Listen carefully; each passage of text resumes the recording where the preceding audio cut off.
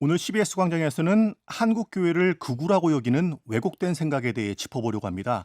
한국기독교사회문제연구원 책임연구원 송진순 박사님 모셨습니다. 박사님 안녕하세요. 안녕하세요. 예, 시작에 앞서 간단한 자기소개 부탁드립니다.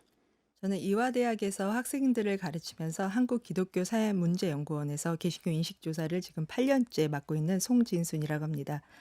저는 기독교 신약학을 전공했고요. 신학을 하면서 세상과 교회 그리고 나의 삶의 자리를 연결하는 길을 좀 다방면으로 모색하면서 활동을 하고 있습니다. 기사연은 이제 우리 사회 현상과 또 교회와의 관계를 계속 꾸준히 연구하면서 어떤 연결고리에 대해서 분석하고 대안도 제시하고 그런 활동을 하는 기관이죠. 네. 한국기독교사회문제연구원이 사실 이제 역사는 되게 오래돼 있어요. 네. 그래서 한국 사회에서 한국 교회가 가지고 있는 사회적인 책임에 대해서 통감을 하고 에큐메니칼 그 신학적인 사유라든가 운동을 반성을 하고 연구적인 어떤 작업들을 하는 그러한 기관이라고 생각을 하시면 됩니다. 예. 이게 오늘 박사님 모신 것은 최근에 좀 흥미로운 연구를 하셨더라고요. 개신교인의 극우 성향을 진단하다. 개신교인들을 대상으로 설문조사도 하고 해서 얼마만큼의 기독교인들이 극우적인가를 분석하는 연구였는데 어떤 취지에서 진행된 건가요? 사실 저희가 너무나 잘 아시는 것처럼 12.3 비상계엄이라든가 탄핵 전공 속에서 더 분명하게 드러나는 이제 극우 개신교인들이 가시화되다 못해 비롯해서 굉장히 그 정치 세력과 손을 잡고 뚜렷하게 앞으로 드러나는 현상들을 많이 봐왔거든요. 네. 뿐만 아니라 그 서부 그 법원을 그 침탈하면서 그리고 폭력적인 사태까지로 이루어지는 그러한 어떤 일련의 과정 안에서 극우 개신교를 사실 그 주변화된 현상, 그래서 일부 소수자들의 목소리라고 치부해 왔었던 그러한 어떤 측면들이 있었는데 이제 더 이상 이것에 대해서 그냥 간과할 수는 없겠다라고 하면서 마치 25년도가 극우의 해가 아니었나라고 생각이 들 정도로 굉장히 극우에 대한 연구들이 활발하게 진행이 되었습니다. 그중에서 개신교인 하면은 대부분이 극우일 것이다라고 하는 그러한 오해에서 저희가 어떻게 개신교인들의 극우의 크기가 진짜 얼마나 자리하고 있고 그다음에 이들의 어떤 인구 사회학적인 동향이라든가 그리고 신앙의 생활의 어떤 형태들을 분석을 해야 되겠다라고 하는 필요성에 의해서 연구를 시작하게 됐습니다. 예. 그 개신교인 인식조사 연구 내용은 좀 잠시 뒤에 듣도록 하고요. 먼저 이제 사회적으로 요 근래에는 이제 기독교인은 극우적이야라고 하는 인식이 좀 많이 퍼져 있는 것 같아요. 왜 네. 그렇게 되었을까요? 사실 잘 아시는 것처럼 정강훈 목사나 소년보 목사로 이어지는 소위 말하는 아스팔트 우파, 그래서 아스팔트 교인이라고 하는 출현은 굉장히 오래됐습니다. 네. 그래서 2000년대 초반에 개신교 뉴 라이트들의 출현과 함께 정강훈이 본격적으로 이제 모습을 드러낸 것은 7, 8년 전이라고 이제 여겨집니다. 그래서 정강훈 중심의 개신교 극우가 문재인 정권에서 본격적으로 대통령의 어떤 하야라든가 탄핵이라든가 이런 어떤 측면들을 주장을 하면서 우파 정치인들과 손을 잡는 현상들이 나타났거든요. 그때 사실 저희 기사연에서도 2019년도에 주요 사회 현안에 대한 개신교인 인식 조사를 했는데요. 그 당시에도 개신교인의 응답자 중에 거의 87%가 전강훈 목사의 언행을 부정적으로 보았고 74.4%는 태극기 집회에 기독교인이 참여하는 것은 부정적이다라고 하는 의견이 정말 대다수를 이루고 있었습니다. 그래서 이러한 어떤 현상을 보는 거는 사실 그때나 지금이나 건강한 개신교인들이 굉장히 많이 있는데요. 정강한 목사가 손을 넘자 보수 개신교의 상징이라고 할 수 있는 여의도 순복음교회에서는 2019년도에 그러한 정광훈 목사와 선을 긋고자 노력을 했습니다. 그리고 뿐만 아니라 개신교계의 8개의 교단조차도 이단 대책위원장 협의회라고 하는 것 안에서 각 교단에 그 정광훈 목사를 이단 옹호자로 결의해 달라 하고 요청을 하기도 했습니다. 하지만 당시 대부분의 교회는 정강훈과 그리고 극우 개신교 현상에 대해서 사실은 굉장히 미온적이었고요. 내 교단 일도 아닌데 굳이라고 하는 생각으로 좀 외면하거나 분명하게 선을 긋는 것은 보이지 않았습니다. 심지어 22년도에는 대한예수교 장로회 통합교단에서 전강훈은 이단이 아니다라고 결론을 내린 상황입니다. 또 하나는 제가 생각하기에는 나름 진보적인 교회들도 여기에 대해서 비판적인 시선을 갖고 있긴 하지만 적극적으로 극우 개신교의 행보를 심각하게 다루거나 이에 반대하는 어떤 연대 운동이라든가 이런 것들이 주변에서 있기는 했지만 앞에서 나서서 하지 못하는 그러한 측면들이 있었습니다. 이렇게 극우 개신교가 세를 확장하는 데는 어찌 보면은 큰 교단이라고 할 수 있는 교단의 중심 세력들이 잘못된 그런 극우 개신교의 현상에 대해서 눈을 감거나 책임을 방기하고 있는 것이 큰 것이 아닐까 저는 생각을 합니다. 그런 면에 있어서 그 정통 교단 혹은 다수의 교회가 가지고 있는 사회적인 인식이 저는 연결되어 있다라는 생각이 드는데요. 개신교 극우에 거리감이 있는 것처럼 행동은 하지만 막상 극우가 내세우는 기독교 우선주의라든가 친미, 반공주의 그리고 신자유주의적인 세계관을 추종하는 것에 동조하는 현상이 크게 있었기 때문에 기독교가 극우 개신교와 또 운상이 된다라고 하는 인식들은 저희가 꽤 오랜 사회적인 지탄을 받으면서 온 것 같습니다. 예. 말하자면 이제 이 기독교 전체를 봤을 때 다수는 극우와는 거리가 먼 정서를 가지고 있으나 네. 어 극우의 목소리에 적극적으로 대응하지 않음으로 인해서 기독교 전체가 마치 극우적인 것처럼 사회에 비춰지고 있다. 이런 말씀이신 거죠? 네. 그러한 측면도 하나 있고요. 더 네. 중요한 거는 아까도 말씀드린 것처럼 그 교단을 대표할 수 있는 권력에 있는 사람들의 목소리가 훨씬 더 크다라고 하는 사실인 거죠. 사실 생각해 본다면 네. 이 결과든 아니면 진짜 한 6 년, 7년 전의 결과든 사실 별반 다르지 않은 상황인데 극우가 대표성을 띠고 앞에 나선다라고 하는 것은 목사 한 사람의 목소리와 교인들 7-8 명의 목소리가 사실 같지 않다라고 하는 측면입니다. 저는 이 측면이 우리 한국 교회가 가지고 있는 비민주적인 어떤 의사소통의 방식 그리고 그것에 대한 대표성의 문제가 연결되는 것이 아닐까라고 진단을 내리고 있습니다. 예. 그럼 이제 이번에 조사한 내용을 좀 들어볼게요. 기사연이 개신교인들 대상으로 이제 설문조사를 진행했는데, 극우 성향으로 분류된 응답자 몇 퍼센트나 나왔습니까? 사실 저희가 되게 고민이 많았어요. 왜냐면 보통은 저희 조사가 개신교인 1,000명, 비개신교인 1,000명에서 양쪽에 2,000명 조사를 들어갑니다. 그래서 예. 개신교인과 비개신교인을 비교 분석을 하는데요. 사실 저희들이 이렇게 하기 위해서는 상세 개신교인들이 가지고 있는 인구 사회학적인 동향, 경제관이라든가 어떤 정치 성향이라든가 이런 것들이 그러한 극우에 얼마나 영향을 미쳤는지 아니면 극우나 비극우가 집단들이 가지고 있는 그런 분석들을 좀 더 촘촘하게 하기 위해서 개신교인을 2,000명 조사를 하게 되었습니다. 개신교인 2,000명이요. 네, 개신교인만 예. 2,000명 하게 되었습니다. 그렇다면 질문은 전체 국민하고 비교를 어떻게 할 네. 것인데라고 하는 질문이 나오게 되잖아요. 근데 마침 저희가 한국 리서치와 같이 연구를 진행하는데 한국 리서치에서 5월 달에 수면 위로 떠오르는 극우라고 하는 연구 조사를 시행한 적이 있어요. 그래서 연세대학교의 최영준 교수님이 이 모든 것들을 이제 주관을 해서 진행하셨는데 저희가 그 연구 조사의 도움을 받으면서 극우 성향을 가지고 개신교인들을 진단하고 이미 5월 달의 연구는 똑같은 그 기준을 가지고 전체 국민을 조사한 것이 있어서 전체 국민과 개신교 포함해서 전체 국민과 개신교인들의 극우 성향의 정도와 크기를 진단을 할 수가 있었습니다. 아, 일반적으로 이 대중은 기독교인들이 극우적이니까 이 대한민국 사회에서 극우의 상당 부분은 기독교인일 거야.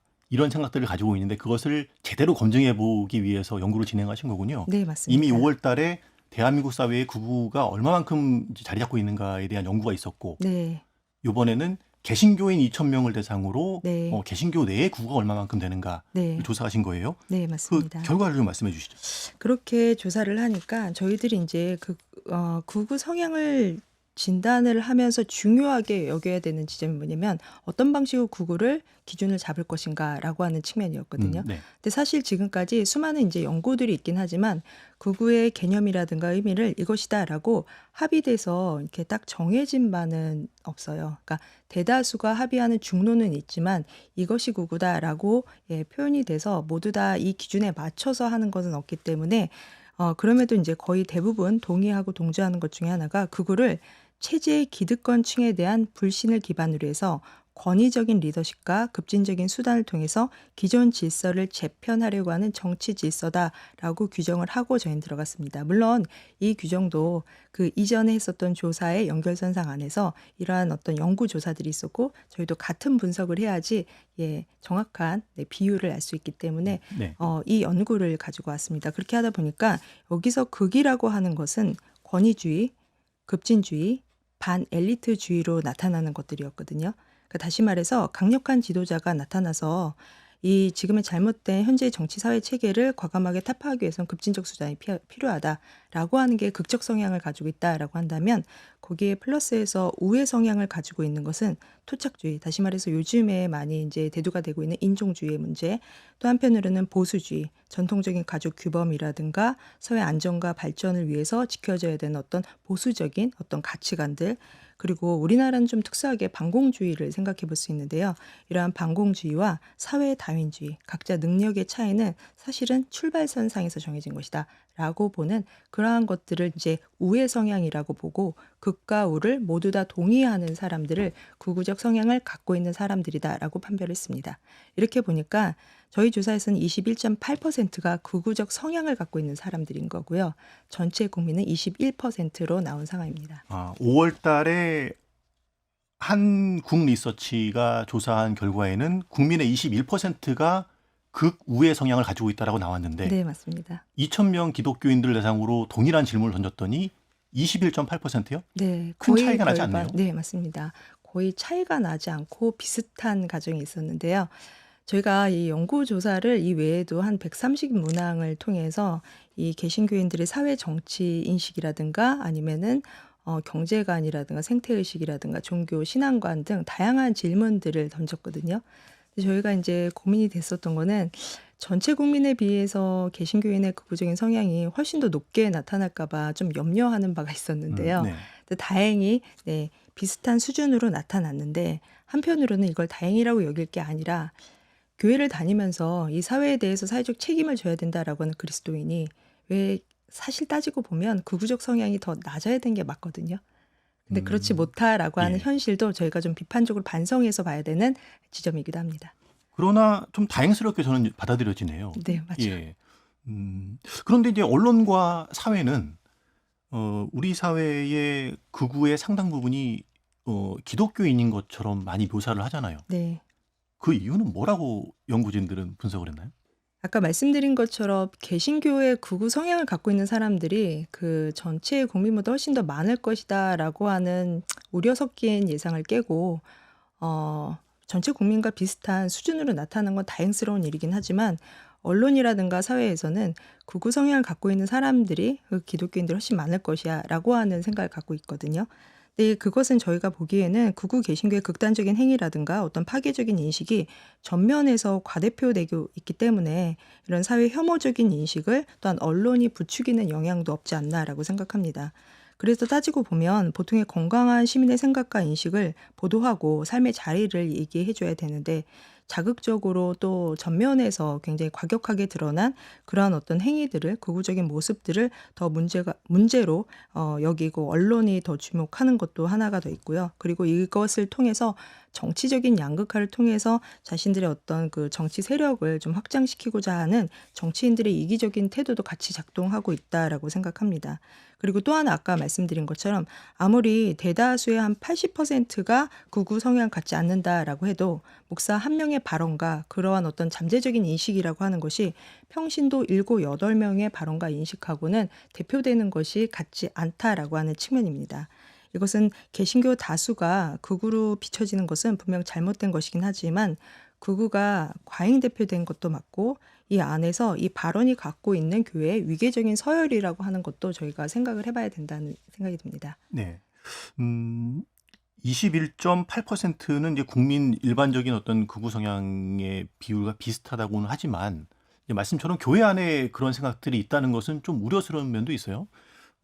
교회 안에 극우주의는 왜 들어왔을까? 이 지점도 좀 고민이 되는데 배경이 뭘까요?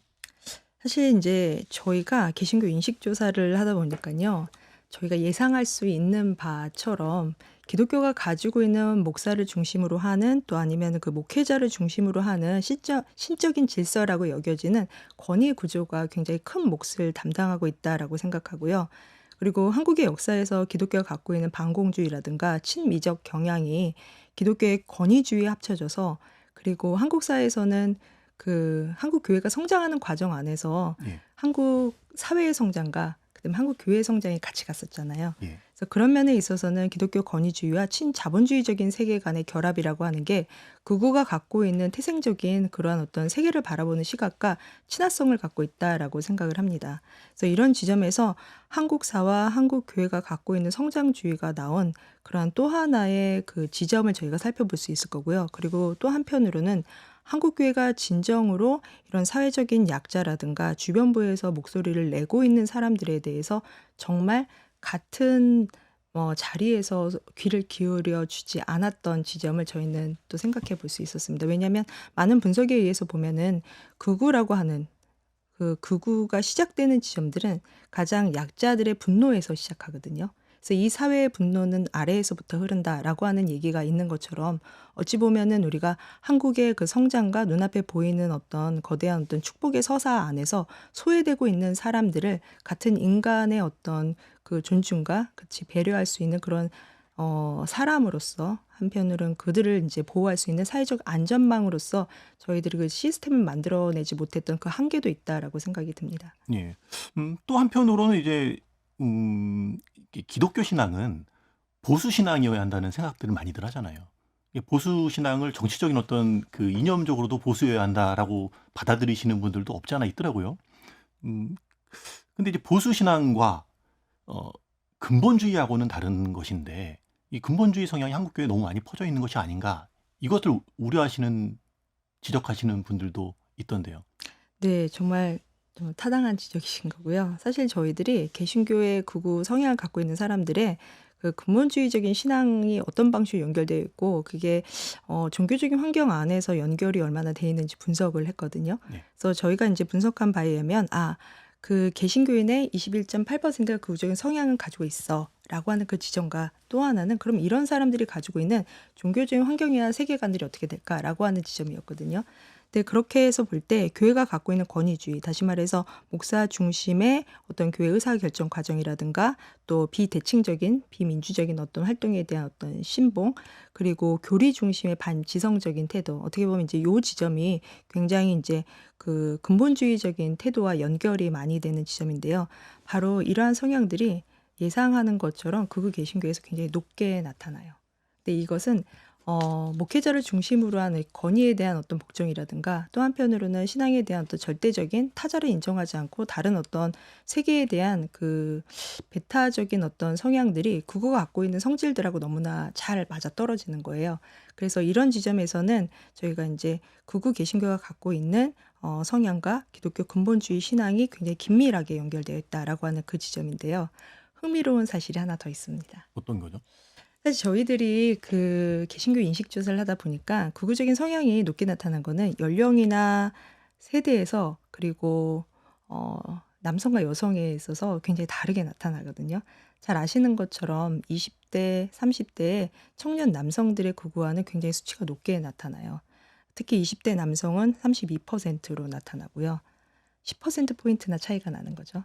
그리고 70대 남성은 26%가 극우 성향을 갖고 예. 있는 것으로 나타납니다. 표면적으로 볼 때는 20대 남성들의 극우화가 70대의 극우화보다 더 높은 그런 상황으로 나타나요. 그것은 전 국민을 대상으로 했던 조사하고 비교하면 어떤가요? 거의 비슷하게 나타납니다. 그것도 비슷한가요? 예, 그렇게 따지면 연령에서 봤을 때는 U자형으로 드러나는데요. 20대 남성이 가지고 있는 극우적인 성향, 60대와 70대가 가지고 있는 극우적인 성향이 양쪽에서 높게 나타나고 가장 보편적이고 건강한 그 상황으로 그 극우적인 성향이 한 10%대로 나타나는 건 40대하고 50대입니다. 그래서 이런 성향으로 나타나는데 여기서 흥미로운 지점이 뭐냐면 그러면 세대와 상관없이 극우적인 성향을 갖고 있는 사람들이 다 근본주의적이고 반지성적이고 권위주의에 복종하는 형태냐? 그렇진 않다라는 사실입니다. 70대는 조금 더 60대와 70대는 제가 연령으로 이렇게 말씀드려서 한편으로 너무나 죄송한데요. 예. 네, 60대와 70대는 교회 권위주의라든가 교리 중심의 반지성주의, 그다음에 세계에 대한 배타적인 인식은 다 높게 나타나거든요. 현저하게 높게 나타나요. 그런데 20대는 훨씬 더 20대와 30대의 극우 성향의 사람들은 그거보다는 굉장히 경감된 형태로 보통 사람의 수준의 인식, 보통 개신교인의 인식 수준으로 나타난다라고 하는 지점입니다. 다시 말해서 20대 청년들의 근거화라고 하는 거는 기독교적인 세계관의 영향이라기보다는 자신의 삶의 자리에서 세대의 경험을 통해서 지금 한국 사회에서 바라보고 있는 그러한 어떤 힘든 부분들, 청년의 좌절이라든가 실패라든가 인정투쟁에서 밀려난 이러한 어떤 그 욕망의 좌절들이 이런 방식으로 극우화된 형식으로도 나타나고 있다라고 하는 것도 같이 생각해야 되는 지점입니다. 예. 기독교 근본주의가 이제 그건 신앙적인 어떤 생각들이잖아요. 근데 그것이 정치 이데올로기하고 결합해서 이제 극우적인 어떤 현상으로 표출되는 것일 텐데, 그렇게 결합해서 표출되는 이유도 혹시 좀 분석을 해보셨어요? 아까도 말씀드렸는데요. 예. 사실 그 근본주의 환경이라고 하는 게 극우주의 환경과 정말로 연결되기 쉬울 정도로 친화성을 갖고 있거든요. 그래서 목사가 갖고 있는 그 권위주의, 그다음에 이것을 신적 질서로 받아들이고 다른 어떤 세계나 다른 타자에 대한 그 포용적인 관점들보다는 조금 더 폐쇄적인 관점들이라든가 하나의 진리에 대한 배타적인 인식이라고 하는 게 극우 성향하고 유사한 측면으로 드러나고 있다는 지점입니다. 그리고 이것이 정치 이데올로기하고 결합이 되면서 우리나라 같은 경우에는 그 공산주의, 사회주의 혹은 다른 이념과 가치관을 갖고 있는 사람들, 특별히 다른 종교인들에 대한 그 이야기 안에서도 배타적인 측면이 강하게 드러나거든요. 그것이 그 자신들의 어떤 기득권을 지키기 위한 생존의 투사와 전략이라고도 생각이 되는데요. 정치 이념과 자신들이 가지고 있는 기독교적인 신념과 그리고 또 하나는 생존의 서사가 함께 모여서 이렇게 기독교 개신교의 극우적인 어떤 성향으로 훨씬 더 극대화되어서 나타나고 있는 상황입니다. 예. 조사 결과만으로 보면은 이제 기독교인이 극우 성향이 강하다라고 하는 것은 이제 허구다. 일반 국민 어떤 비율과 비슷하다. 네. 뭐 그런 이야기인데 단순히 그렇게만 받아들이기에는 보여지는 현상이 너무 좀 뭐랄까요, 광장에 나가 계신 분들, 기독교를 표방하고 있고 이 성조기와 이스라엘 길을 들고 나오시는 그런 분들의 모습 속에는 기독교로 상징되는 어떤 모습들이 강하지 않습니까? 네. 뭐 탄핵 반대 집회를 하셨던 분들이나 또 음모론에 동참했던 분들도 기독교인이 다수가 드러나는 것도 사실이고요. 이런 현실은 어떻게 이해해야 되나요? 참 뼈아픈 질문이긴 한데요. 이렇게 보면은 제가 참 흥미로운 게 저희 개신교 인식 조사를 하고 네. 발표를 했을 때 이거를 각 언론사나 교계 신문이나 뉴스에서 보도를 하시잖아요. 예. 보도한 다음에 특별히 이렇게 언급을 해도 되는지 모르겠는데 CBS에서 보도한 뉴스 보도에 댓글들을 읽어봤거든요. 아, 예. 근데 이 댓글들이 정말 너무나 천차만별이고 양분되어 있는 상황인 거예요. 건강한 그 개신교인들도 되게 많다라고 하면서 사실 우리도 그 잘못된 기독교의 그 어떤 극우적인 성향에 대해서 정말 비판하고 더 이상 이제 이런 일이 일어나면 안 된다라고 하는 그러한 의견이 하나가 있다라고 한다면, 또 다른 한편에서는 말도 안 된다. 기독교인이 얼마나 많이 다수가 극우적인 성향을 갖고 있는 사람들인데 저거 자신들의 어떤 개신교인을 방어하기 위해서 만들어낸 연구라고 말씀을 하시기도 예, 합니다. 연구자 입장에서 답답한 댓글이었겠네요. 네, 맞습니다. 그래서 이런 부분들을 보면서 개신교가 갖고 있는 어떤 사회적인 신뢰도, 그리고 지금 이렇게 극우 개신교가 아스팔트와 광장에서 보여주고 있는 너무나 극단적이고 파괴적인 이런 행동들이 더 이상은 어떻게 손을 쓸 수 없을 정도로 많아지긴 했는데요. 그러나 분명한 것은 이 인식조사라고 하는 거는 저희 연구팀에서도 얘기했지만 엑스레이를 찍는 작업하고 똑같은 거거든요. 다시 말해서 이 사회가 지금 어떤 방식으로 어떤 일이 일어나고 있는지 진단을 내리기 위해서 엑스레이를 찍고 있는 거예요. 엑스레이를 찍어봤더니 21.8%가 극우적인 성향을 갖고 있고, 그런데 하나 더 재미있는 사실은 저희들이 말씀드린 그 극과 우의 기준점이라고 하는 것은 네. 우리가 보통 얘기하는 아스팔트 기독교인만 얘기하는 건 아니에요. 아, 예. 다시 말해서 이게 무슨 얘기냐면 극우적인 성향은 내가 정치적으로 진보적인 이념이 높은 사람들도 강하게 나타나요. 그래서 저희들이 많이 받았던 질문 중에 하나가 왜 극우만 가지고 보수적인 사람들만 가지고 얘기하냐, 극자는 없느냐라는 얘기를 많이 해주셨거든요. 그런데 제가 조금 질문에서 지금 벗어나고 있는 얘기를 하는데요. 네. 극우적인 성향이라고 하는 것은 우리가 보통 바라보고 있는 지금 겉으로 이제 시위 안에서 보여지고 있는 극우 개신교인들도 높게 나타나지만 그 반대급부의 생각을 가지고 이 사회에 대한 어떤 세계관과 개혁적인 생각을 갖고 있는 사람들도 높게 나타난다라고 하는 사실입니다. 이것이 말하고자 하는 게 뭐냐면 연구 결과가 우리나라는 극우라고 하는 게 유럽의 극우라든가 지금 전 세계적인 어떤 현상으로 일어나고 있는 극우와는 조금 결이 다른 방식의 극우적인 성향과 토양을 갖고 있다라는 지점인 거거든요. 이게 뭐냐면 국가 주도의 산업이라든가 경제 발전, 그래서 위대한 지도자 아니면 정말 강한 리더십을 행사할 수 있는 지도자가 이 사회를 어려움과 그런 잘못된 정치적인 문제들을 타파하고 뚫고 나갈 거야라고 하는 강한 신념과 믿음이 하나가 있고요. 거기에 공동체주의라고 하는 게 있는 거죠. 근데 강한 느낌의 그 연대와 유대를 통한 공동체주의가 이런 양극단의 방식으로 나타난 상황입니다. 물론 한국 사회에서 보면은 저희가 식민지 지배라든가 전쟁사라든가 IMF라든가 그 민주화의 정말 그 피나는 그런 과정 안에서 극우가 이런 식으로 극자든 어떤 방식으로는 이렇게 극대화해서 나타나진 않았거든요. 근데 지금의 상황은 되게 심각하고 또 하나는 개신교인들이 거리에 밖에 나와서 그렇게 나이 많은 분들의 분노의 소리와 생존의 전략들이 목숨을 내걸고 하는 것처럼 드러나 있는 거는 그 밑바닥에서 이들을 천시해 왔었던, 다시 말해서 똑같은 인간으로 바라보지 못했었던 교회의 책임도 저는 굉장히 오래된 누적된 역사 안에 있다라고 생각이 됩니다. 네.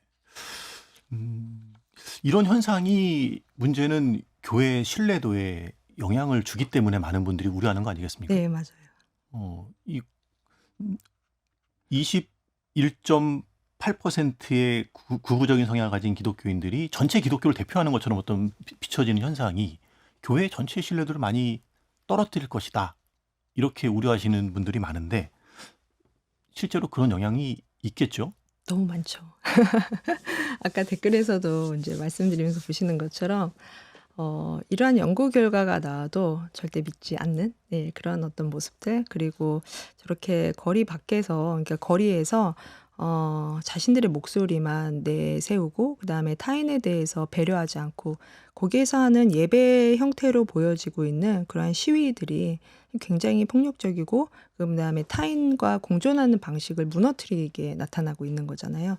그래서 이러한 현상 하나만 보더라도 사회적 신뢰도는 굉장히 점점 더 떨어뜨리고 또 아니면 정말 교회가 다시 일어날 수 있을까라고 생각할 정도로 교회의 어떤 그 정체성이라든가 가치를 훼손하고 있는 상황인데요.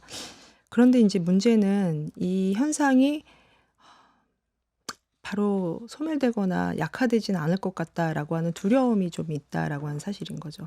극우 개신교가 갖고 있는 정치력, 또 한편으로는 사회적인 영향력, 이제는 그것을 한국뿐만 아니라 세계적인 극우들과 특히 미국 극우들과 손을 붙잡는 과정 안에서 드러나고 있는 현상에 대해서 우리가 통렬하게 좀 비판적으로 바라보고 겸손하게, 겸허하게 좀 생각해야 되는 지점이기도 합니다. 예, 잠시 쉬어가겠습니다.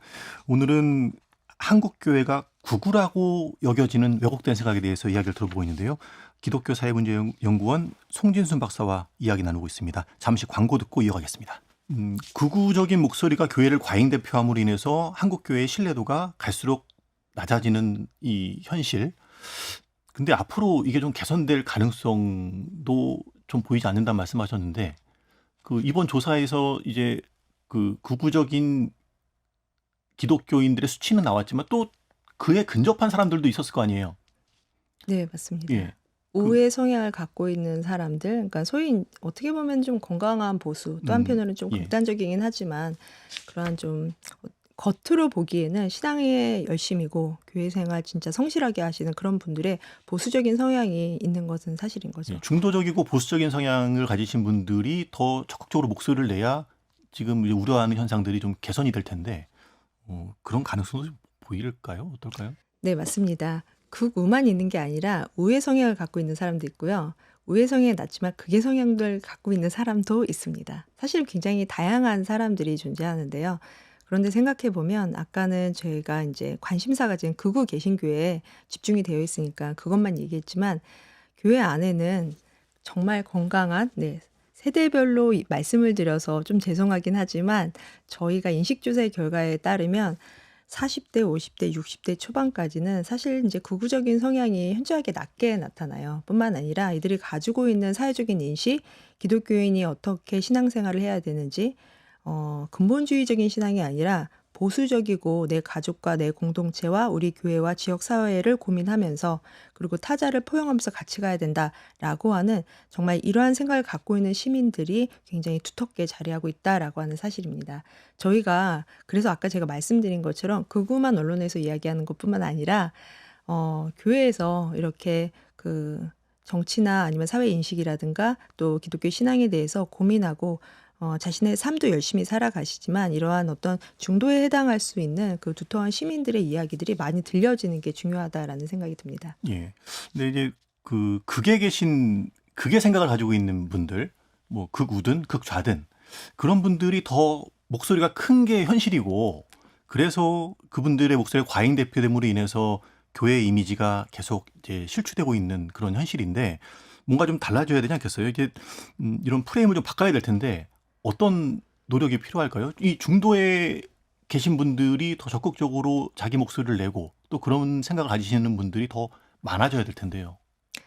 네. 그러기 위해서는 되게 다각도로 이런 해결책들이 진행이 돼야 되는 거거든요. 그래서 지금 이제 학계에서는 극우 개신교에 대한 그 면밀한 분석, 그다음에 이 극우 현상들이 일어나는 방식, 그리고 이것이 영향을 미치고 있는 그냥 우리나라에서만 일어나는 어떤 국지적인 일이 아니라 세계화의 현상 중에 하나로 지금 극우적인 성향과 특별히 그 한국의 보수 개신교의 극우적인 사람들과 미국에 있는 사람들과의 그 연계적인 과정이라든가 이런 것들도 분석을 하고 여기에 대한 대책들을 이제 고민하고 있는 측면이 하나가 있고요. 또 한편으로는 아까 말씀드린 것처럼 이러한 어떤 토양이 만들어진 게 그 목회자를 중심으로 하는 그 권위주의적인 구조잖아요. 제가 이거를 반복해서 말씀드려 가지고 좀 그렇긴 한데 그 위계 질서가 가지고 있는 그것이 마치 교회의 신적 질서라고 여겨지는 것들을 극복하고 조금 더 보다 타인과 공존할 수 있는 그러한 어떤 구조를 만들어 가야 되는데요. 그러기 위해서는 요번에 인제 계속 교단 총회가 열리고 있는 상황이긴 한데요. 네. 그런 교단 총회에서도 그 총재들과 아니면 그 목사와 장로와 그다음에 대표성을 띠고 있는 사람들의 그 모든 비율들을 전적으로 변화하는 작업이 필요한 거거든요. 다시 말해서 극우 개신교는 극우 개신교만 치료해서가 아니라 사실 한국 교회가 지나온 그 오랜 역사와 그 문제점들을 다시 한번 바라보고 교회가 갖고 있는 문제들을 정말 통렬하게 반성하는 지점에서 이 문제가 해결될 수 있을 것이라는 생각이 듭니다. 권위주의 문제도 그렇고 또 교회가 갖고 있는 굉장히 좀 신자유주의적인 세계관에 경도되어서 그것이 이 세상의 축복이 우리의 지금의 삶의 축복으로 그리고 그러한 어떤 세계 안에서 사람을 소외하고 그리고 계급화하는 그런 방식들. 물론 우리는 사랑의 종교고 우린 누구나 환대합니다. 우린 그런 적 없습니다라고 해도 그 비판적으로 바라볼 수 있는 눈을 우리 스스로가 가져야 되는 거거든요. 그러기 위해서는 교회의 어떤 그 목소리를 낼 수 있는 사람들의 그 겸허한 어떤 반성뿐만 아니라 교회 구조의 변화 그리고 그냥 묻혀 있었던 평신도들이 자기의 소리를 낼 수 있는 공론의 장들을 그래서 그 대화의 장들을 계속해서 마련해 가는 것이 저는 제일 중요하다고 봅니다. 예. 우리 사회의 극우에 대해서 이야기를 나누고 있지만 사실 뭐 이제 불확실한 미래 앞에서 전 세계적으로 극우 현상이 나타나고 있지 않습니까? 근데 특히나 이제 정치 이데올로기와 신앙이 결부되는 현상은 뭐 우리나라뿐 아니라 해외에서도 많이 보게 되는 것 같아요. 박사님은 이런 흐름을 어떻게 보세요? 저는 그런데요. 이제 전체적으로 보면 모든 사람이 자신의 어떤 이익을 위해서 투쟁한다라고 하는 생각이 듭니다. 왜냐하면 정치인들이 개신교인들을 또 한편으로는 이러한 종교에서 일어나는 현상들을 정치적으로 발판을 만들고 자신들의 어떤 그 세력을 키우기 위한 하나의 매개체로 두면서 각각의 이익들이 결합되는 방식으로 나온 거거든요. 그런 면에 있어서는 극우 개신교인의 극우 개신교의 어떤 그 리더 역할을 하는 사람들도 사실 그러한 자신들의 자본이라든가 정치 세력이라든가라고 하는 이권이 그 정치 세력이 갖고 있는 이권과 결합해서 연대를 했을 때 나타나는 현상 중에 하나라고 하는 거.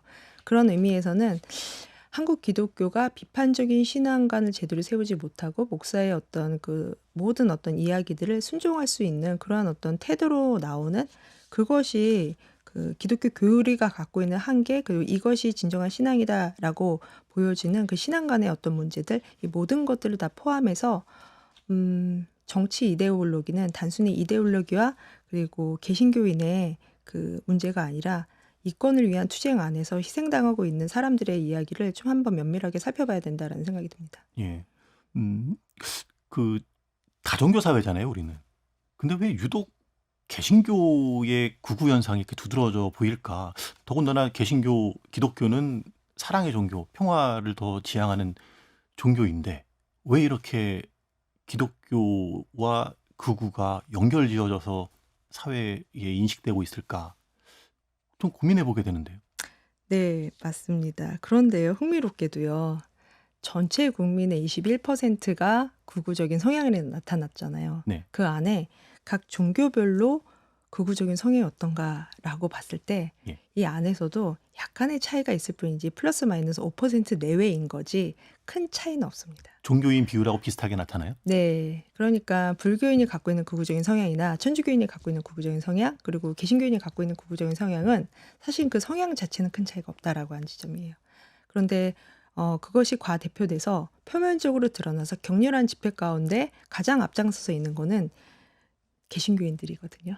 근데 이 현상을 그럼 어떻게 봐야 되냐? 많은 다양한 방식으로 볼 수도 있겠다라는 생각이 들지만 한편 개신교 교회가 갖고 있는 그 특신과 열심 있죠. 그래서 예. 정말 네, 하나의 사건이나 행사가 있을 때 저희들 교회에서 진짜 열심히 모이잖아요. 정말 십시일반으로 그 친교와 교제를 통해 가지고 그 끈끈했었던 모든 것들이 모든 것을 내놓을 정도로 이렇게 모이는데 그렇게 모이기에 힘쓰며 예. 또 한편으로는 목사의 그 이야기와 아니면 이제 성서가 말하는 그 절대 그 진리에 대해서 온전히 순종하는 방식들이 그 교회 구조가 가지고 있는 그 특이한 지점들인 것 같아요. 그 특이점들이 개신교의 그거 안에서도 더 열심으로 나타나는 게 아닌가라는 생각이 듭니다. 그리고 네. 또 하나는 이들이 소외받는 자로서 자신들의 목소리를 내지 못했었던 것들을 바로 이 광장과 아스팔트에서 자신의 소리를 낼 수 있게 만들어줬다라고 하는 지점인 거죠. 그런데 문제는 이것이 그들의 진짜 자신의 그 자신의 목소리가 아니라 입혀진 목소리다라고 하는 지점이에요. 근데 그것을 알지 못하고 있는 가운데 그냥 받아들이는 지점. 저는 이런 모든 것들이 결합된 거 아닌가 생각합니다. 예.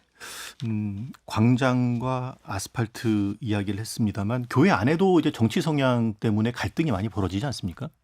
그 초대교회는 어땠을까 한번 생각을 해봤으면 하는데 초대교회에도 이런 문제로 갈등이 있었을까요? 갈등이 많았겠죠. 그러니까 이거를 잠재우기 위해서 바울이 그렇게 바쁘게 편지를 쓰지 않았겠습니까? 그래서 초대교회 갈등도 만만치 않았고요. 그리고 또 하나는 그 초대교회 이전에 예수님이 살았던 시대에 유대 사회는 정말 갈등과 혼란과 분열의 그냥 도가니였다라고 생각을 해주시면 되는 거거든요. 예수님이 살았던 시대에도 좀 저는 비슷하지 않을까라는 생각이 들어요. 그래서 아까 제가 생존 전략이라는 말씀 드렸는데 1세기 유대 사회는 기독교인들은 기독교 예수를 따르는 기독교인은 기독교 나름대로 그다음에 성전을 지키면서 유대교의 정체성이라든가 삶을 지키고자 하는 사두개인들은 사두개인대로 바리새파인들은 바리새파인대로 유대인들의 정체성과 역사와 하나님이 우리를 선택하셨다라고 하는 것을 붙들고서는 그 제국의 식민지 지배 아래서 이것을 뚫고 나가기 위해서 얼마나 고투했었던 사람들인가. 그렇지만 결국에는 제가 보기에는 성전을 중심으로 하는 권력 세력 아니었거든요. 두 번째로는 율법을 중심으로 해서 타인을 억누르는 그러한 어떤 사람들도 아니었거든요. 결국에는 그때는 진 것 같았지만 하나님의 말씀을 정말로 인간과 협력해서 이 나라에 이 땅에 하나님의 나라를 세우고자 했었던 자기를 비워주면서 그 사랑을 전하고자 했었던 바로 예수 그리스도가 실패한 듯 보였지만 그 어리석은 십자가를 통해서 우리에게는 복음이 됐고 또 이 모든 것들을 분열을 넘어서 화해할 수 있는 그런 자로 오셨다라고 하는 것들을 생각한다면 그것이 함의하고 있는 바는 크다고 저는 봅니다. 네. 뭐 좀 진부한 표현일 수 있으나 교회가 가지고 있는 본질을 회복할 때 지금 갈등도 극복할 수 있을 것이다. 뭐 이렇게도 말씀을 드릴 수 있을 것 같아요. 한국 교회가 좀 이 갈등 사회 속에서 분열을 좀 이렇게 치유하고 사랑의 가치관으로 뭔가 이 사회를 좀 화해로 이끌어가는 역할을 했으면 좋겠는데 구체적으로 어떤 게 필요할까요? 보통 저희들이 그 기독교를 사랑의 종교라고 얘기합니다. 네. 그래서 예수 그리스도가 십자가에 못 박혀서 대속하신 우리의 어떤 그 은혜를 주신 것도 하나님의 사랑에서 비롯됐다라는 얘기를 하죠. 그런데 사랑이 갖고 있는 그 커다란 은혜가 또 한편으로는 사랑이 갖고 있는 만용으로 망가진 측면이 있다라고 생각이 듭니다. 어떤 말씀이에요? 다시 말해서 네. 교회에서 잘못된 일이 일어났어요. 예. 목회자의 잘못, 세습의 문제, 아니면 횡령의 문제 이런 것들도 한편으로는 이 공동체의 덕을 세우면서 공동체를 지키기 위해서 우리가 사랑으로 포용해야 돼. 사랑이 잘못 쓰였을 때 이것이 얼마나 위험한 일이 될 수 있을까라는 생각이 드는 거고요. 그래서 그런 의미에서 반대급부로 정의를 또 얘기를 하죠. 네. 사랑과 정의가 한편으로 보면은 긴장관계에 있는 것처럼 얘기가 되지만 저는 진정한 사랑은 진정한 정의를 포함한다라고 생각합니다. 그래서 개신교인의 그간의 어떤 많은 불의라든가 왜곡된 어떤 권력의 행사라든가 어떤 비리라든가 이런 게 우리가 소위 말하는 사랑의 이름으로 용납이 되었다라고 한다면 그것이 약자에는 상처가 되고 교회와 교리한테는 어떤 문제가 되고 또 교회 권력자들에게는 독약이 돼서 비극이 된 상황이라고 전 진단하거든요. 그런데 저희가 구약의 예언서를 보면 정의를 물같이 공의를 마르지 않는 강같이 흐르게 하라라고 명령하시죠. 인간과 인간의 공동체 혹은 사회에서 자신의 존엄이라든가 공동체의 생존을 위해서 저희는 갈등이 필연적일 수밖에 없는데요. 그런데 그런 압제 속에서도 하나님이 노예된 자 이스라엘 민족을 선택하시고 그다음에 구원하셨다라고 하는 그 하나의 그 역사적인 사실을 가지고 이들이 그 몇천 년의 시간을 이어왔을 때에는 그 밑바닥에는 하나님의 공의라고 하는 엄격한 그런 어떤 가치관과 또 한편으로는 하나님의 사랑, 다시 말해서 구약에서는 사랑을 헤세드라고 하는 말로 하잖아요. 인애와 긍휼을 가진 사랑이 반드시 정의의 기초에서 나타나는 것. 그래서 이 말씀이 지금 분열되고 갈등이 있고 또 어찌 보면 이 극우적인 어떤 성향들이 이런 갈등의 씨앗이 끝나지 않을 것 같은데요. 정의에 입각한 사랑이 이러한 지금의 어떤 많은 문제들을 극복하는 하나의 해결책이 되지 않을까라는 생각이 듭니다. 그러기 위해서 자기 소리를 좀 멈추고 불편해도 듣고자 하는 노력들, 그래서 대화의 장이 좀 나오고자 하고 힘들지만 같은 자리에서 다른 사람의 소리를 경청하면서 우리 정의에 입각한 사랑의 이야기들을 한번 만들어가는 게 한국 교회가 해야 되는 일이 아닐까 생각합니다. 예. 말하기를 멈추고 경청하는 노력이 필요하다. 근데 지금 현실은 이 극단적인 생각을 가지신 분들이 말을 하는 이면에 또 건강한 어떤 생각을 가지신 분들은 침묵하고 있는 현실이기도 하잖아요. 네. 그분들은 또 적극적으로 또 용기 있게 말하는 노력도 필요하겠네요. 네, 맞습니다. 그런 면에 있어서는 기독교인들이 정말 말 많거든요. 예. 저도 많이 많은 편인데요. 그런데 보면은 저희들이 한편으로는 광야에서 저희들이 하는 건 하나님의 소리를 듣고자 하는 노력이잖아요. 네. 그 안에서 내가 누구인가를 발견할 수 있는 건데 지금은 말이 너무 많아진 세대에 그 말이 진리인 것처럼 그다음에 그것이 나인 것처럼 하는데 그것에 대한 모든 판단을 일단 다 중지하고 나와서 상대의 말을 듣고자 하는 그러한 노력들이 필요한 것 같습니다. 그런 면에 있어서는 침묵하는 사람들조차도 저희들이 책임을 가지고 자신을 좀 겸손히 비워내면서 나오는 노력들도 있어야 된다고 생각해요. 네. 끝으로요. 이 개신교인의 극우 성향 이 연구 진행하시면서 이 연구 결과가 교회에 어떤 영향을 미쳤으면 좋겠다 하는 뭐 바람도 있을 것 같고요. 또 앞으로 또 기사연의 계획도 좀 더불어 들려주시죠. 저희가 이제 이 연구 결과가 많은 목회자들한테 저 배포하고 다가가려고 엄청 노력하거든요. 그래서 많은 목사님들한테 지금 저희 이제 기사연에서 저희 원장님이 엄청 노력을 하시는데 포럼도 계속 여시고 그리고 이제 목사님들도 계속 만나고 이런 자료들도 배포하고 하는데 왜 유튜브도 보면 확증 편향적으로 모이는 사람만 모이잖아요. 같은 예. 사람 끼리끼리잖아요. 끼리끼리를 넘어서서 이 이야기들이 한국에는 훨씬 더 건강한 기독교인들이 많아라고 하는 목사님들이 좀 두려움을 극복하는 방식, 자존감을 세워가면서 건강한 기독교인들을 발굴해야 하고 이들의 목소리를 좀 격려해주는 방식들이 필요할 것 같아요. 그래서 저희 목사님들 오히려 용기 내셨으면 좋겠고요. 건강한 기독교인들이 훨씬 더 많이 이 사회를 지탱하고 있다라고 하는 사실, 저희들이 그거를 좀 더 발굴하려고, 그리고 지지하려고 노력합니다.